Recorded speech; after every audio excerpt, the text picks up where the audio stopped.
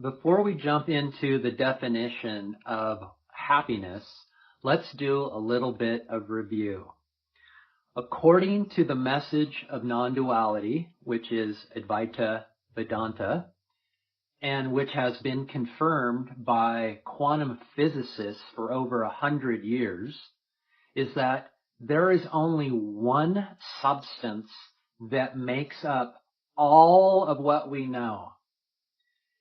And from this one substance is something which is not a thing. And the reason we say it's something that's not a thing is because our mind can't get its head or arms wrapped around this substance, because this substance is infinite. It's an infinite possibility of potential that all of this apparent universe arises out of. All this apparent matter is actually arising out of no thing. And it's appearing as all of this substance, this solidity that we call matter. And you could say that matter is just an appearance of this one underlying substance. And this one underlying substance we call self. Self is the underlying substance. And what makes up self? Awareness. Awareness is the one substance here. And you are the one substance, because at this very moment, you are aware. You cannot escape this awareness. So everything arises out of that. Even you, the ego. Ego arises out of self. So this thing we call ego, this thing that we believe ourself to be, this solid body of matter that we take ourselves to be, arises out of the infinite of the self, of our self. And the infinite is whole and complete as it is. It doesn't need anything else added to it to be complete and content. So when this ego rises out of the infiniteness of ourself, it becomes limited, because it's pulled itself away from the infiniteness of ourself and has become a finite thing. And the moment it does that, it has the sense of lack, because it's not attached to its source of infiniteness. Does that make sense? When it pulls itself away from the infinite and thinks that it's this thing, this body that has lack. And in that lack, it creates something, as we know, we call desire. And what is it desiring? It's actually desiring to go home to the love of itself. But it has become confused. It thinks that the manifestation, all of this world and universe that's appearing in front of us, is the solution to fill its desire.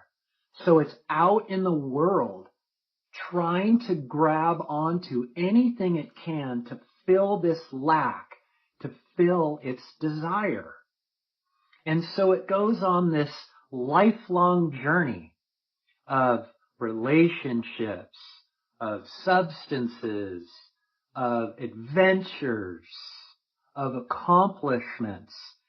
And it's trying to find wholeness in this world out here, when all it needs to do is turn around and go home to itself. That's where wholeness is. That's where the absence of desire lies. And in the absence of desire, we feel happy. So apply this to your life, right? You go off in the world and you try to gain relationships or accomplishments, or you try to get, seek higher levels of consciousness through substances. Any of that is the ego's attempt to try to find wholeness in a place that it can't be permanent wholeness. Because as you see, you go from one instance to the next trying to find happiness, from relationship to relationship, or maybe accomplishment to accomplishment, or maybe substance to substance, and it's constantly seeking wholeness to end its desires so that it can be happy. And so when you understand what the mechanism of ego is, you can get on top of understanding how it works. And once you have that understanding, that's true knowledge. So how does the ego work? Well, let's review it again. Because it pulls itself away from the infinite wholeness of itself, where true happiness, love, and peace abide, it feels that it has this lack because it's not completely attached to the wholeness of itself anymore. And because it feels this lack, it is out in the world trying to grab onto all of these activities that I just mentioned, trying to find wholeness and completeness so that it can be satisfied and happy. But where does the misunderstanding happen? Once the ego grabs onto one of these activities, say it won the lottery, say you put in $1 and you won $500, it grabs onto that experience and it says the experience is what created the happiness.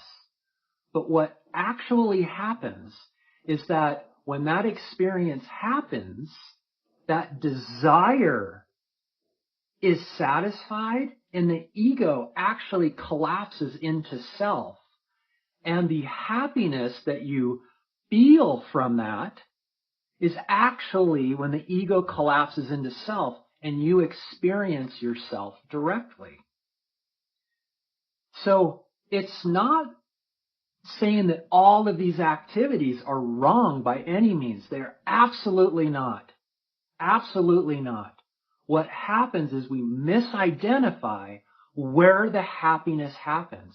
Or you should say, how the happiness happens. It doesn't happen from the activity obtained or the relationship or the accomplishment. It happens when that desire is filled and the ego collapses into self. So what the message of non-duality is saying is that through self-enquiry, from turning your attention within and hanging out in your own being, that you can constantly, permanently experience what you're trying to experience in all of these activities in your life. So you're happy before you even get there. Before you even win the lottery, you're happy. Before you have your next relationship, you're happy. Before you achieve your next accomplishment, you're happy. Before you go ski 24 inches of fresh snow, you're already happy. That's what this message is saying. So that when you get to these activities, you're already whole and complete. You're showing up to them in the greatest form you could actually be, which is yourself. And then you can experience these activities directly for what they are. You don't have this veil of ego getting in the way of it and muddling these beautiful experiences up. So again, it's not in the experience that's wrong. All of your experiences, most of your experiences are probably amazing experiences. But what happens, we misidentify where the happiness arises. An ego cannot be happy. Its underlying nature is suffering because it's left the love of itself. And it can't obtain that wholeness from any objects in the world. It's only when ego collapses into self is when true happiness abides. And you can live this life if you choose to. At first it sounds impossible. It just can't be true. But it is true. All you need to do is turn within at this very moment and see that this place within you actually exists. It is your true home. It is your true nature. You don't have happiness. You are happiness. And when you are happiness, you come in line with reality. And everything gets easier. Life gets more peaceful. It's only this ego that we've misidentified with, that we believe to be reality, is not reality. It is a false reality. There's only one reality, and that's the infiniteness of our unconditional love of ourself.